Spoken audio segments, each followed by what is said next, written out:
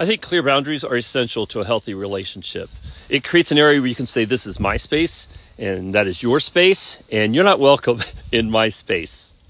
Like a fence between you and a neighbor. If your neighbor's dog is constantly running in your backyard, constantly because there's not a fence, there's not a good boundary, it's really hard for me to like you and want to have you over for a barbecue when your dog's poop is on my shoe. So think about your life like a palatial estate with a white fence around it. That's a good thing. That fence provides a safe place where you can grow and thrive and live. So boundaries are like that. So it's really important to remember a few things when it comes to setting boundaries. First of all, I think boundaries need to be communicated.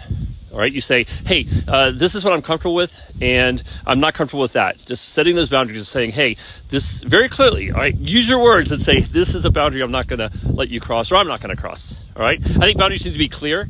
Relationships are no place for an invisible fence.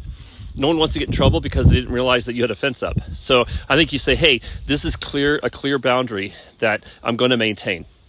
I think boundaries also need to be consistent. All right, a moving fence doesn't work. For a fence to work, it has to be set in place and it has to remain there. And so I think boundaries need to be consistent and say, hey, I'm consistently going to say, no, you can't do this. I think boundaries need to be compassionate. Don't set up a barbed wire charged fence unless you have to.